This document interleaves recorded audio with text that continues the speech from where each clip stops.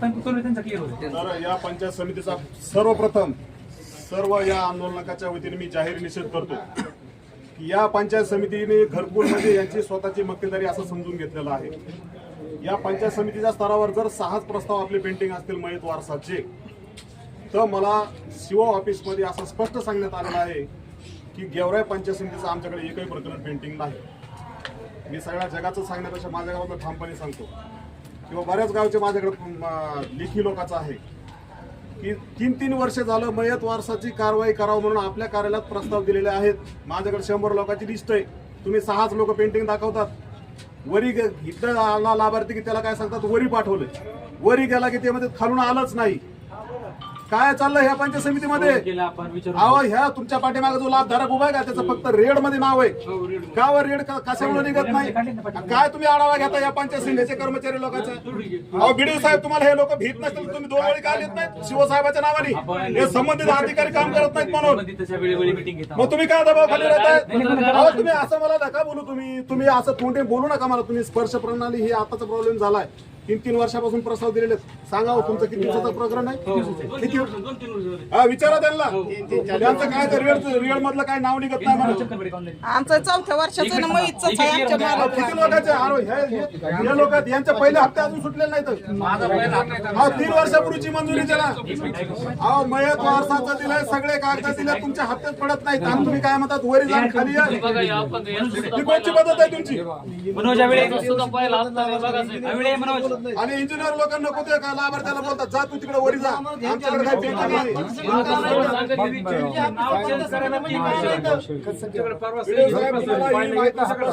कर्मचारी पुढे इथून जर एखादा माणूस स्वतःचा प्रस्ताव तयार करून घेऊन गेला स्पर्श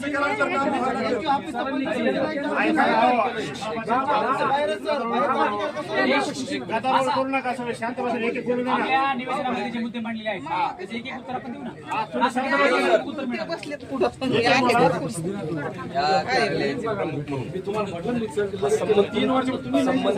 डायरेक्ट तुमच्याशी निगडीत नाहीये, त्याच्यासाठी काम करणारी एक सेपरेट यंत्रणा आहे का नाही? त्याच्यासाठीच जे काही ग्राउंड पर्यंत काम करणारी माणसं, तुम्ही या लोकांच्या कामाची पद्धत तुम्ही एकदा तपासली। आज अशी परिस्थिती आहे, 70,000च्या हप्त्याला 5-5 हजार रुपये गोळा करण्यासाठीचे गावगाव एजंट नेमले तुमच्या लोकांना।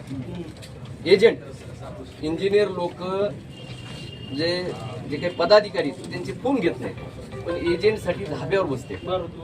एजंटचे कलेक्शन करायला एजंट धाब्यावर बसून त्यांचं कलेक्शन होत आहे। मला सांगा आज 16,000 लोकांचे 5,000 रुपयाने हा तालुका किती रुपयाला लुबाड टाकेल? या संदर्भात आपल्याकडे काही प्रूफ असेल? प्रूफचा म्हणजे विषय काय? विषय कसा येतो तुमच्या लक्षात आला का?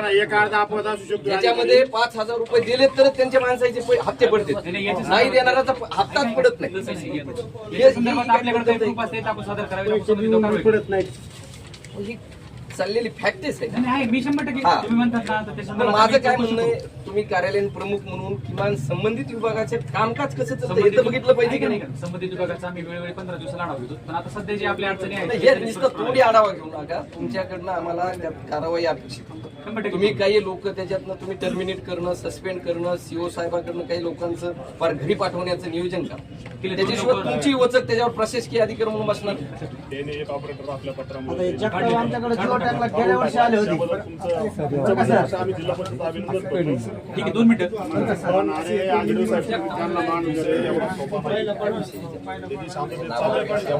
कुठलाच इंजिनियर नाही बिना पैशाचा। एकाही लाभार्थ्याचा 15,000चा सोडला तर 70 आणि 30 साठी फुकट एकाचाही हप्ता पडलेला, एकाचाही पडलेला एकही माणूस नाही त्याचा बिना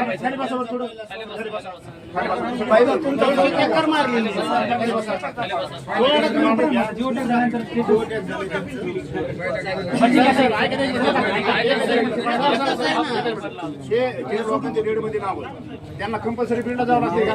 कोणाला काही गरज नाही, तुम्ही ऐकून घ्या। आपल्याकडे ऑपरेटर असल्याबद्दल बनले असतील जिल्हा परिषदेचा तुमचा ऑपरेटरचा विषय होता ना. तर आता डीजी ग्रामकडून आपल्याला नवीन ऑपरेटर येईल. Madam, PD madam, Patil madam, हे तुम्हाला पत्र दिलं. तुम्हाला आता काम व्हायला पाहिजे. आता नवीन ऑपरेटर येईल 2-3 दिवसात. पण तिथे सध्या आपलं आरेची पुन्हाच आपण ऑर्डर शीट बनवून घेतो सध्या. आता दुसरा माणूस नाही. नाही ऑपरेटर ऐका, मला तुम्ही हे द्या, तालुक्यामध्ये किती लोक लाभधारक मयत आहेत, त्यांचे वारसाचे आलेले लोक. याची यादी तुम्हाला देऊ. आता तुम्ही तर 6 सांगितले ना, बरोबर? 6 सांगितले ना. हे दत्ता आहे ना,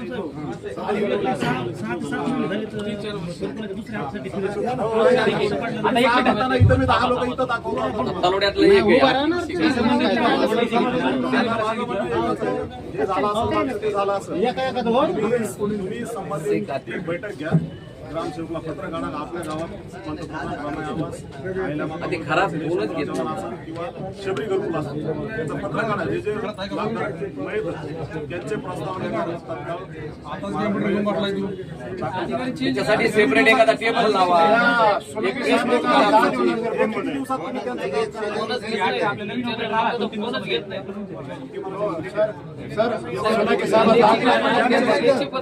एक एक जण बोला. ठीक आहे, आता विषयाने एक जण बोला. आपण निवेदनासंदर्भात बोलू. तुम्ही आता कोणाचं काही काढणार, शांत घ्या. आता आपल्याला जे निवेदन आपल्याला जे निवेदन प्राप्त झालेलं आहे त्या निवेदनाच्या अनुषंगाने मी तुम्हाला काही बाबी या ठिकाणी तुलाकार सांगतो. आपल्या गेवराई तालुक्याला आतापर्यंत PMमध्ये 32,960चं टार्गेट होतं. त्याच्यात आपल्याला 32,560 आपलं सँक्शन पूर्ण झालेले आहे. 400 सँक्शन आपले बाकी आहेत. त्यातले काल आणि परवा 200 सँक्शन पूर्ण केले आहेत आपण. त्यातले 200 सँक्शन बाकी राहिलेले आहेत. आणि पहिला हप्ता बाकी असणारे फक्त 2627 लोक आहेत. याच्यामध्ये बँकेला KYC न झालेले, आधार कार्ड न मॅच होणारे, असे बरेच काही प्रॉब्लेम असल्यामुळे हे लोक राहिलेत. रेंजचा पण एक आपण स्तरावर विषय क्लिअर होत चाललेला आहे. बाकी दुसरा विषय आपल्या मयत वारसाचा आपण सांगितलेल्या निवेदनामध्ये, तर आमच्याकडे जेवढे प्रस्ताव आलेले आहेत त्याचे आमच्याकडे रिसिव्ह आहे. आपण जिल्हा स्तरावरती सादर केलेला आहे. जिल्हा स्तरावर पण विचारणा केली आणि त्यांनी पण आम्हाला सांगितले की आम्ही बरेचसे प्रस्ताव निकाली काढलेले आहेत. तर आपले आणखी काही जे प्रस्ताव कोणाचे राहिले असेल तर आमच्याकडे सादर करा, आपण त्याचा पाठपुरावा करू. सगळ्या ग्रामसेवकांना त्या गावचं जे आहे तो डाटा गोळा करून आपल्याकडे घ्यायचं. बघा, लाभार्थी पंचायत समितीपर्यंत येण्याची आवश्यकता नाही आली पाहिजे. एक मिनिट ऐकू घ्या. संबंधित आरेची आणि संबंधित ग्रामसेवकांना आपण सूचना देऊ की जे जे लाभार्थी माहित आहेत त्यांचे वारसाचे प्रमाणपत्र तात्काळ सादर करा आणि हा विषय क्लिअर करून टाका. येस,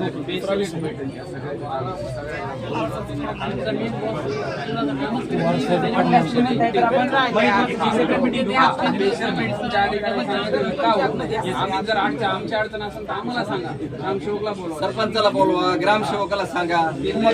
लाभार्थी उठले की पंचायत समितीला. प्रत्येक गावात तुम्हाला काम सुधरत नाहीत नुसते लाभार्थी. ठीक आहे, हरकत नाही. या संदर्भात आपलं निवेदन वापस घेण्यासंदर्भात बाकीचे विषय काय काढायचे नाही, एक विषय काढायचा. अरे बाबा, मी आताच काय सांगितलंय, SMS प्रणाली आपली जी सुरू झालेली आहे त्याच्यामध्ये आपल्या तालुक्याचे 6,500 हप्ते पेंडिंग बाकी आहे. आपण सोडलेत पण तुमच्या खात्यावर पडत नाही. ही टेक्निकल अडचण आहे. त्या संदर्भात मंत्री महोदयांकडे पाठपुरावा चालू आहे आणि ती वरल्या लेवलचा विषय बरोबर आहे, होऊन जाईल विषय क्लिअर तो. काय करा साहेब, आता तुम्ही पत्र ते दिलंय आता की हे आंदोलन पाठीमागं हे करा. 1 मिनिट बसा सगळं. आता आज सकाळी आम्ही सगळी तयारी केली. आम्ही इथं रस्ता रोको आंदोलन करायला लागलो होतो. आम्ही पोलीस स्टेशनला गेल्यानंतर त्यांनी विनंती केली बाबा एक वेळेस संधी द्या. त्यांचं फोनवर बोलणं झालं. ते म्हणजे BDO साहेबांना मी बोलतो, PI साहेब म्हणते, कारण कायदा सुव्यवस्थेचा प्रश्न हे ते होण्यापेक्षा तर साहेबांनी हे केलं. तर असं आमचं म्हणणं आहे आता की हे जे निवेदनाच्या माध्यमातून तो आहेच, पण बाकीचे ज्याचे कोणाचे हप्ते राहिलेत बिचारे गोर गरीब लोकांचे ज्याचे मंजूर झालेत, कोणाचे 5,000 आणि 10,000 घेऊन यांचे काय माड्या बसणार आहेत या इंजिनियरच्या, यांनी प्रामाणिकपणे सगळ्याचे हप्ते टाकावं हेच आमची विनंती आहे. 100% होईल.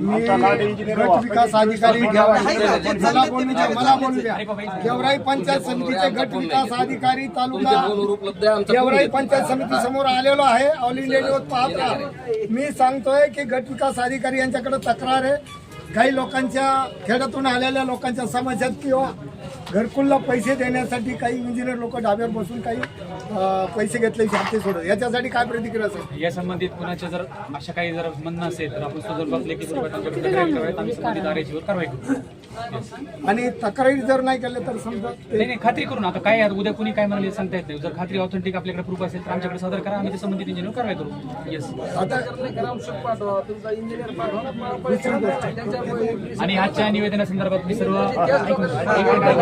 आजच्या निवेदनासंदर्भात मी सर्व उपस्थित सर्व ग्रामस्थांना विनंती करतो की आपले जे छोटे छोटे विषय आहेत SNS प्रणालीमुळे आपल्या घरकुलाच्या हप्ते थोडे विलंब होत आहे पडण्यासाठी, तर ते हप्ते लवकरात लवकर पडतील यासाठी आम्ही पण प्रयत्न करू.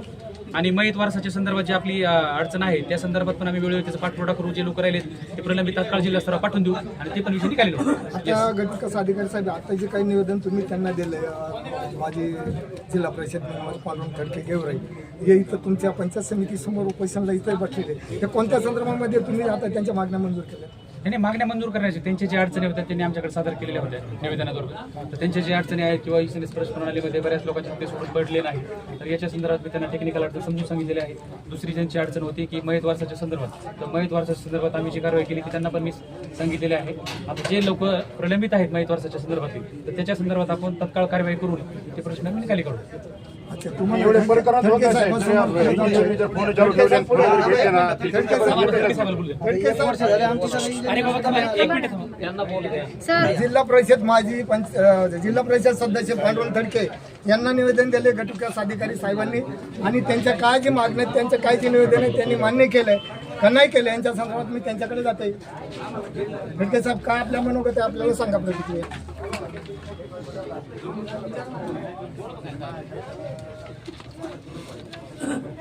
हे तुम्हाला मान्य आहे का?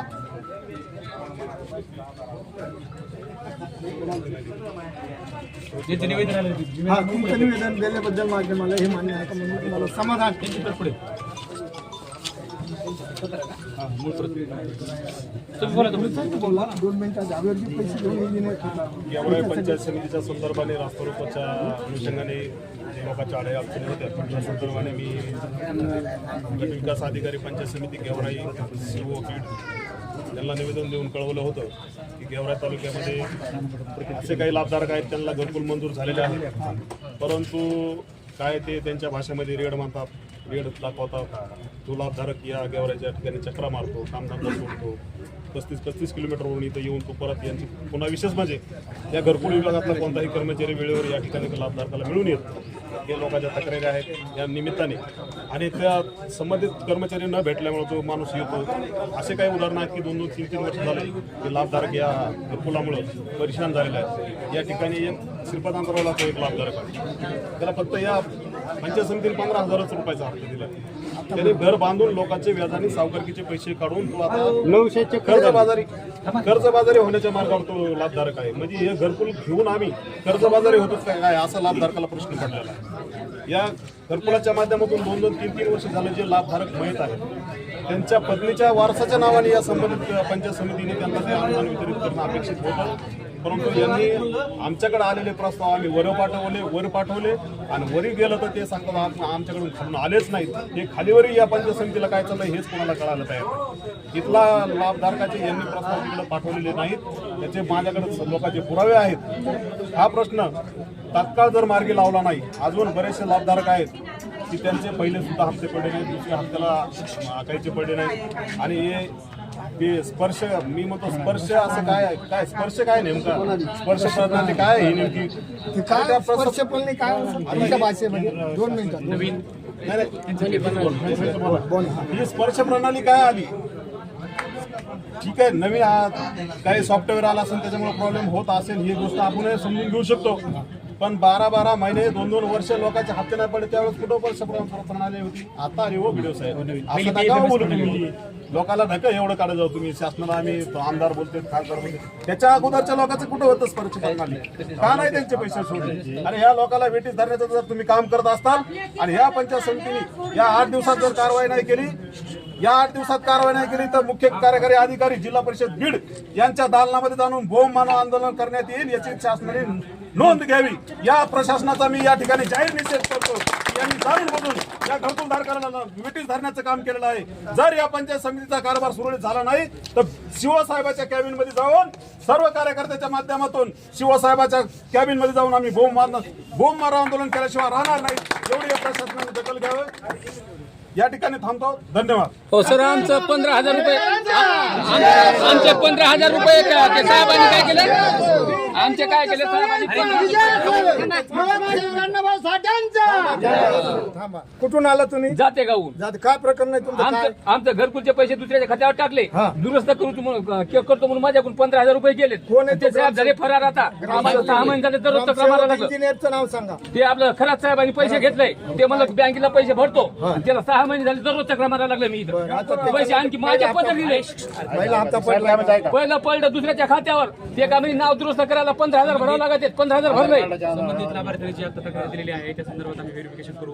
संबंधित खरात ऑपरेटरचं आपण जे नाव घेतलेलं आहे त्याच्यावर आपण लेखी हे काय तर अर्ज केलेले तिथे बडतर्फ करण्याची त्याच्यावर कारवाई केलेली आहे. त्याला आपण पंचायत समितीतून काढून टाकलेलं आहे. हे पण अर्ज केलेले, त्याला 2 महिने झाले. पैसे गेले तर हे बी गेले माझे, सगळेच गेलेले. हे पण अर्ज माझं 3 जागेवर अर्ज दिले. इथे दिले, भया साहेबाजवळ दिले. झेरॉक्स काढून त्याच्या ऑपरेटरचं इंजिनियर सुलाकी